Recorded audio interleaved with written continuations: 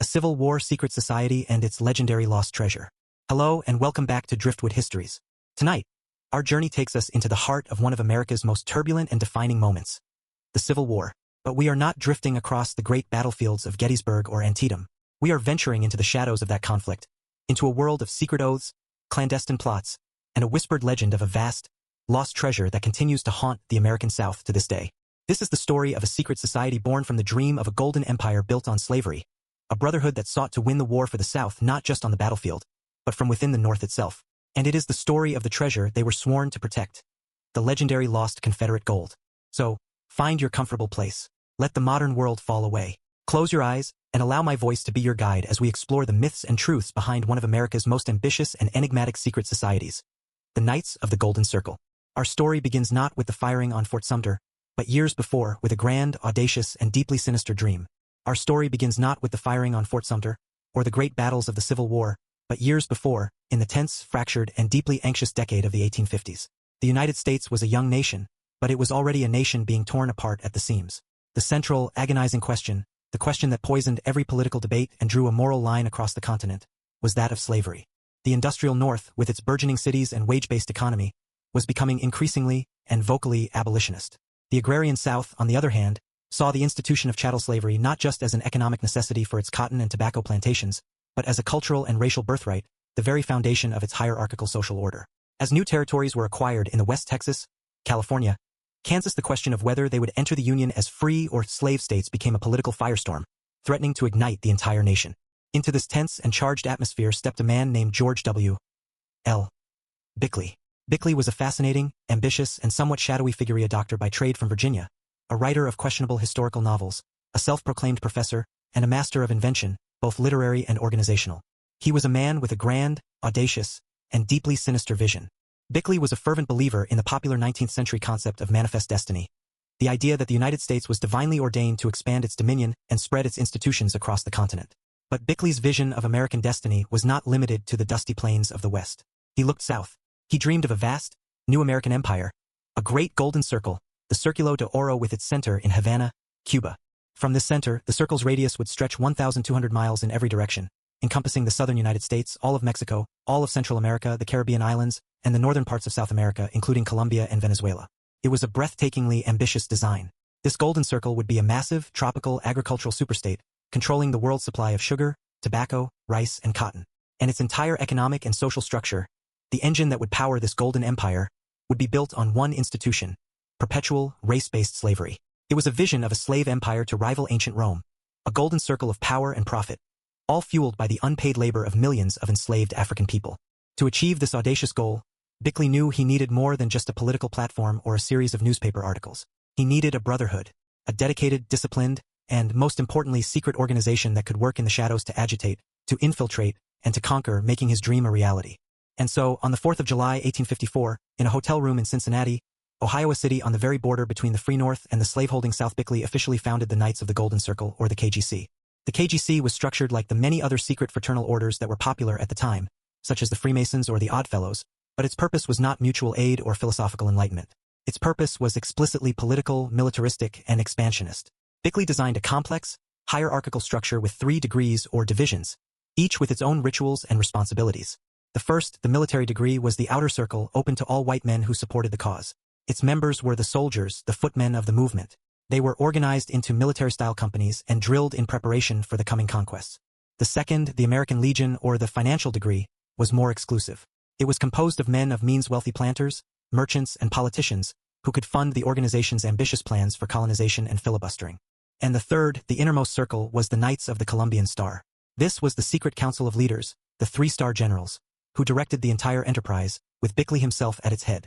The KGC had elaborate, pseudo-chivalric rituals, secret signs, handshakes, and passwords. New initiates were sworn to secrecy on pain of death.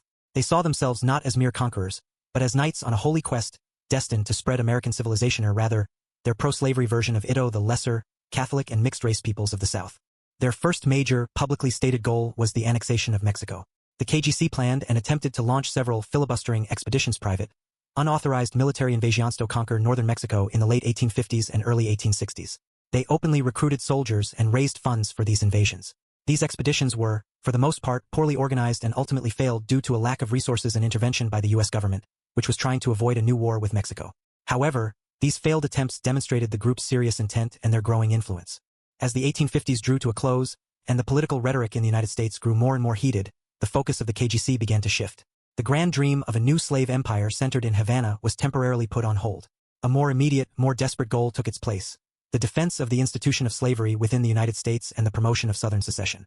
The KGC spread like wildfire throughout the South and, most importantly, in the crucial border states. Its local chapters, which they called castles, became centers of pro-slavery, pro-secessionist agitation. They held secret meetings in town halls, in barns, and in the back rooms of saloons. They stockpiled weapons, formed militias known as Minutemen, and intimidated or attacked abolitionists and Union sympathizers. When the fiery abolitionist John Brown raided the federal arsenal at Harper's Ferry in 1859, hoping to incite a massive slave rebellion, the KGC used the event as a powerful recruiting tool. They pointed to the raid as proof that the North was intent on destroying the Southern way of life, and that only through secession, and if necessary, war, could their institutions be protected. By the time Abraham Lincoln, the candidate of the anti-slavery Republican Party, was elected president in November of 1860, the KGC was one of the most vocal and active forces pushing for the Southern states to leave the Union. In Texas, KGC members were instrumental in organizing the secession convention and in seizing federal military installations. They saw Lincoln's election not as a political defeat, but as an existential threat. The dream of the Golden Circle was now inverted. Before they could expand south, they first had to break away from the North. The original expansionist dream had not been abandoned, but merely postponed. First, they would create an independent, slave-holding Confederate States of America. Then, once their independence was secured, they would be free to resume their great project: the conquest of Mexico, Cuba, and Central America, and the creation of their vast golden empire of slavery.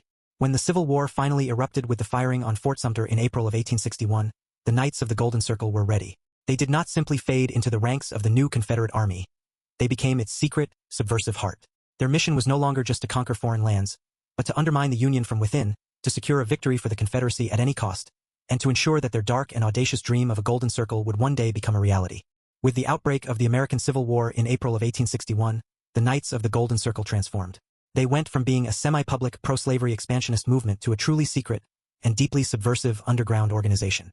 Their castles in the newly formed Confederate States largely dissolved as their members, now openly fighting for their cause, joined the ranks of the Confederate Army. But in the North, and especially in the crucial divided border states of Kentucky, Missouri, Indiana, and Ohio, the KGC thrived in the shadows. Here, they became the most extreme and militant wing of a larger anti-war movement in the North, a movement that was given a venomous nickname by its opponents: the Copperheads. The Copperheads, named after the poisonous snake that strikes without warning, were Northern Democrats who opposed the war and President Lincoln's policies. They called for an immediate, negotiated peace with the Confederacy. While many Copperheads were simply war-weary pacifists or legitimate political opponents of the Lincoln administration, a radical faction, led and organized by the Knights of the Golden Circle, actively sought to sabotage the Union war effort through a campaign of terror, espionage, and insurrection. Their activities were widespread and insidious. They held secret meetings in rural farmhouses and the back rooms of city taverns. They discouraged enlistment in the Union Army, sometimes through simple propaganda, and other times through threats and intimidation against recruiting officers and potential volunteers. They were deeply involved in encouraging desertion, helping Union soldiers to escape from their posts, and providing them with a network of safe houses, an underground railroad for deserters. They smuggled weapons, ammunition, and desperately needed medicine, like quinine, across the lines to the south. And they engaged in brutal guerrilla warfare, particularly in the deeply divided states of Missouri and Kentucky.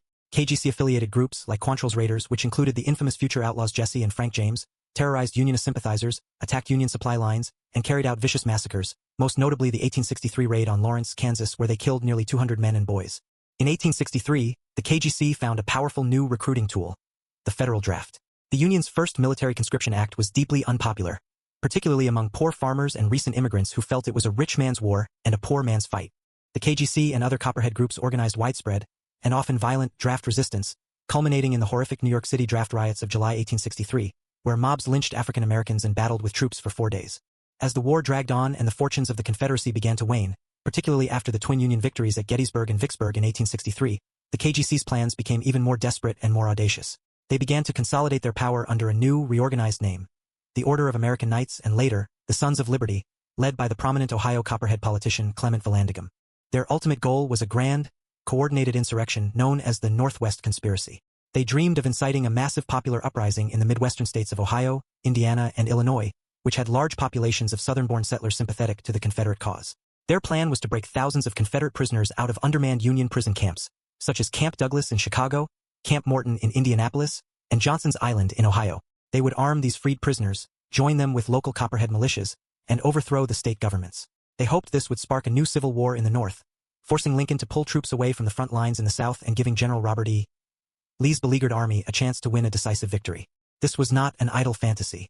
The plot was very real, and it was secretly funded and directed by the Confederate government itself, through its network of spies and agents operating out of neutral Canada. One of the key figures in this secret war was Captain Thomas Hines, a daring Confederate cavalryman and spy. Hines was a master of disguise and deception, a real-life spy who orchestrated numerous raids and plots from his base in Canada. He was the central coordinator of the Northwest Conspiracy, working closely with the leaders of the Sons of Liberty in the Midwest. In the summer and fall of 1864, as the presidential election approached, the plot came dangerously close to fruition.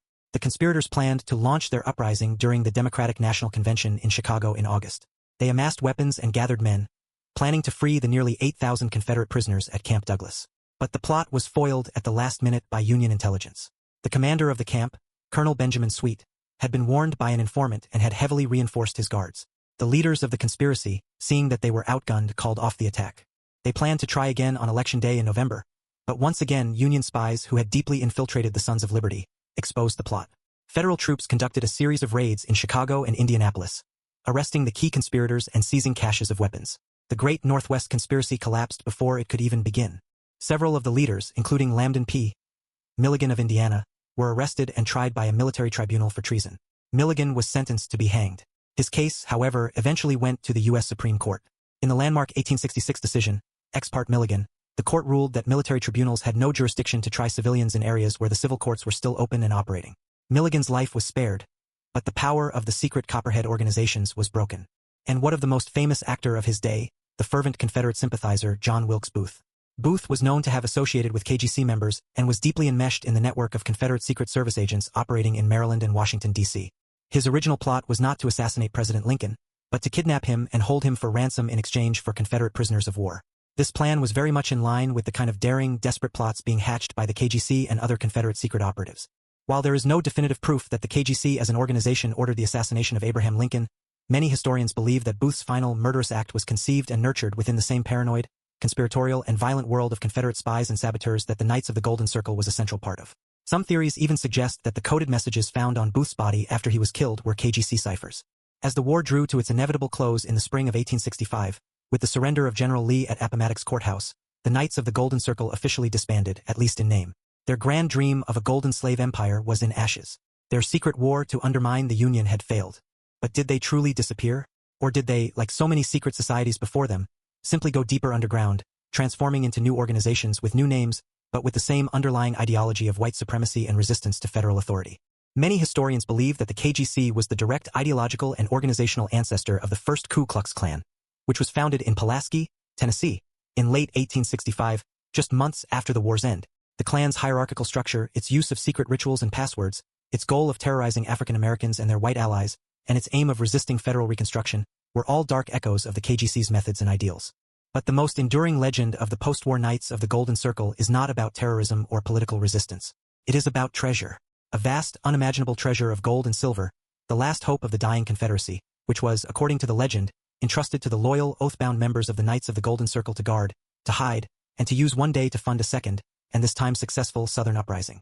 This is the enduring and deeply American legend of the lost Confederate gold. In the final, chaotic, and desperate days of the American Civil War, in April of 1865, the Confederate government became a government on the run. As the Union Army, under General Ulysses S. Grant, finally broke through the defenses of Petersburg and marched on the Confederate capital of Richmond, Virginia, President Jefferson Davis and his cabinet fled into the night. They did not leave empty-handed. They packed up the last vestiges of the Confederate Treasuria collection of gold and silver coins, bullion and jewels and transported it south by train, under the heavy guard of the Confederate naval cadets. This was the last, tangible asset of a dying nation. The historical record of this fleeing treasury is well documented, if a little chaotic. The train traveled south along the last open railway line, from Richmond to Danville, Virginia, and then on to Greensboro, North Carolina. Along the way, this official treasury was used to pay the ragged, starving Confederate soldiers they encountered, and to cover the final expenses of the collapsing government. By the time Jefferson Davis was finally captured by Union cavalry in Irwinville, Georgia on May 10th, most of the official treasury was gone, accounted for, spent in the last desperate gasps of the Confederacy. But legend, as it so often does, tells a different, and far more tantalizing story. According to this legend, the official treasury that traveled with Jefferson Davis was just a fraction of the South's true wealth.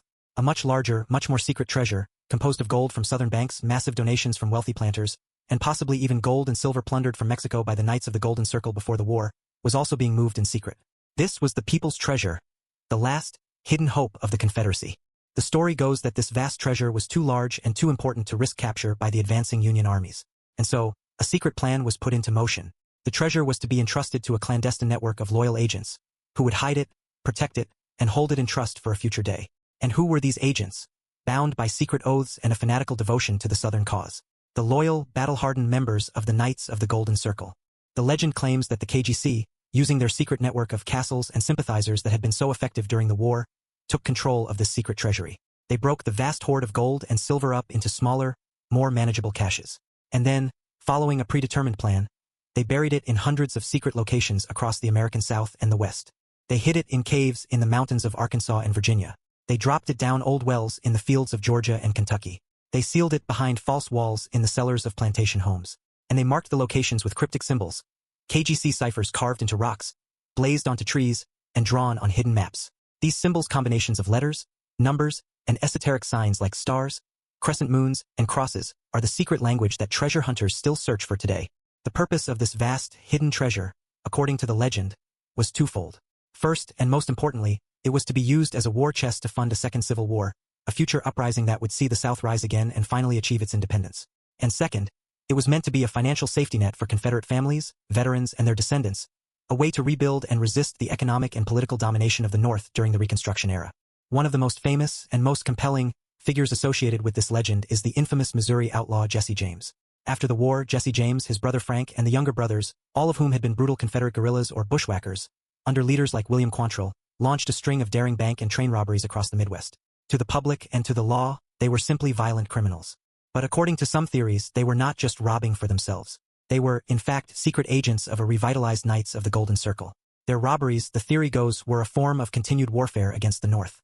They were reclaiming Union gold, held in Northern-owned banks and express cars, and adding it to the hidden Confederate war chest. Some treasure hunters even believe that the coded messages, cryptic letters, and secret maps found in connection with Jesse James's activities are actually clues to the location of these hidden KGC treasure caches. Is there any truth to this grand, romantic tale of a lost, secret Confederate treasury? Historically, there is very little credible evidence to support the existence of a single, massive, centrally controlled hidden treasure. Most historians agree that the Confederacy was effectively bankrupt by the end of the war. Its economy had been shattered, its currency was worthless, and any hard assets had been largely spent or captured. The idea of a second, secret treasury is, for most academics, pure folklore. But the lack of definitive historical proof has never stood in the way of a good story. The legend of the lost Confederate gold, guarded by the secret Knights of the Golden Circle, has become one of America's most enduring and popular treasure hunting myths. For over 150 years, people have searched for it.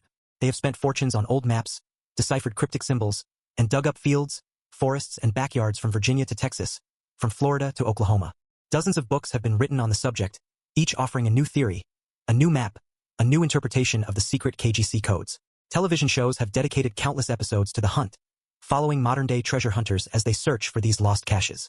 And every few years, a new discovery is announced that breathes fresh life into the legend. A cache of gold coins from the 1860s is found in a Kentucky cave. A chest filled with silver is unearthed by construction workers in a Georgia backyard. A collection of gold bars is discovered hidden in the walls of a Virginia home. While these are almost certainly just isolated, hidden caches of personal wealth, hidden by individuals during a time of immense turmoil, to the true believer, they are all pieces of the same puzzle. They are all clues to the location of the great, lost KGC treasure. So why does this myth endure so powerfully? Why, after more than a century and a half, are we still so captivated by it? Perhaps it is because it speaks to a deep and romantic part of the American psyche. It is a story that has everything. A lost cause, a hidden treasure, a secret society, coded maps, and the promise of unimaginable wealth. It is a very American version of the quest for the Holy Grail. It also represents a kind of shadow history or counter-history of the post-war South. For those who were unreconciled to the defeat of the Confederacy, the legend offered a narrative in which the South did not truly lose, but simply went underground. Its wealth and its ideals were preserved, hidden away, waiting for the right moment to rise again. It is a myth that has been, at times, co-opted by modern white supremacist groups who see the KGC not as a historical artifact, but as a model for their own modern-day struggles. The Knights of the Golden Circle were a real, and undeniably dangerous, secret society. Their dream of a vast, continental slave empire was a genuine threat to the course of American history. Their plots to sabotage the Union during the Civil War were very real. But their legacy today, for most people, is largely one of myth and legend. They are a ghost that haunts the American landscape, a whisper of secret oaths and hidden gold. They are a reminder that even after a war is won and a cause is lost, the stories, the secrets, and the dreams of a different future can endure, buried just beneath the surface, waiting for the right person to come along with a map, a shovel, and a powerful willingness to believe. And so our journey into the shadows of the American Civil War comes to its conclusion. We have drifted through the ambitious dreams of a Southern empire, navigated the clandestine plots of a secret war, and followed the faint, alluring trail of a legendary lost treasure. We began our story with the birth of the Golden Circle. We met the enigmatic founder, George W. L. Bickley, and learned of his audacious vision. A vast tropical slave empire with its center in Havana, a golden circle stretching across the American South, Mexico, and the Caribbean. We saw how this dream fueled the creation of a secret society, the Knights of the Golden Circle, with its chivalric rituals, its hierarchical structure of castles, and its explicit goal of expanding and protecting the institution of slavery. We witnessed their early, failed filibustering attempts to conquer Mexico, a prelude to their deeper involvement in the coming national crisis. Then, our journey took us into the heart of the conflict, into the secret war waged by the KGC during the Civil War. We saw how the organization transformed into a subversive network, the militant heart of the anti-war Copperhead movement in the North. We explored their clandestine activities, encouraging desertion, smuggling arms and medicine to the South, and waging brutal guerrilla warfare in the border states with figures like William Quantrill. We delved into their most ambitious plot, the Northwest Conspiracy, a plan to free thousands of Confederate prisoners from camps like Camp Douglas and incite a massive uprising in the Midwest, a plot that was only foiled by the diligent work of Union spies who had infiltrated their ranks. We even touched upon the shadowy connections between this network and John Wilkes Booth's plot to assassinate President Lincoln. And finally, we explored the most enduring part of their legacy, the myth of the lost Confederate gold. We followed the tale of a secret secondary Confederate treasury, a vast hoard of gold and silver entrusted to the KGC in the final desperate days of the war. We learned of the legend of hundreds of hidden caches, buried across the country and marked with cryptic symbols, a war chest intended to one day fund a second Southern rebellion. We saw how this legend became intertwined with figures like the outlaw Jesse James, and how it has fueled the passions of treasure hunters for over a century and a half. So, what are we to make of this strange and often contradictory story? The Knights of the Golden Circle were a real, and undeniably dangerous, secret society. Their dream of a vast, continental slave empire was a genuine and sinister political project. Their plots to sabotage the Union during the Civil War were very real, a testament to their dedication and their reach. But after the war, their history becomes a palimpsest, a manuscript on which new stories have been written over the old. The historical KGC largely dissolved, its members either fading into civilian life or re-emerging in new, more violent forms, like the first Ku Klux Klan. The organization that once plotted to conquer nations was broken. And yet, the idea of the KGC did not die. It was transformed. It became the vessel for one of America's most powerful and romantic myths, the legend of a lost cause and its hidden treasure. The story of the lost Confederate gold is a powerful testament to the human need for narratives of defiance in the face of defeat. For those who were unreconciled to the outcome of the war, the legend offered a comforting story in which the South did not truly lose, but simply went underground. Its wealth, its ideals, and its spirit were not vanquished. They were merely hidden, preserved, waiting for the right moment to rise again. The KGC is, therefore, a uniquely American secret society. It was not born from ancient European mysteries, but from the raw, violent, and deeply conflicted soul of 19th century America. Its story is inextricably linked to the nation's original sin of slavery and the profound trauma of the Civil War. Their legacy is a dual one. On one hand, they represent a dark chapter of American Historia movement dedicated to the preservation and expansion of a brutal institution. But on the other hand, their story has become a piece of American folklore, a grand treasure hunt that continues to captivate the imagination. They are a ghost that still haunts the American landscape, a whisper of secret oaths, coded maps, and hidden gold. Thank you for joining me on this voyage with Driftwood Histories. If these stories have stirred your curiosity and soothed your mind, I invite you to subscribe and join our community of fellow travelers. There are many more hidden currents of time, many more American mysteries, for us to explore together. Until then, sleep well. May your own treasures be those of peace and understanding, and may your dreams be free from the ghosts of lost causes. Good night.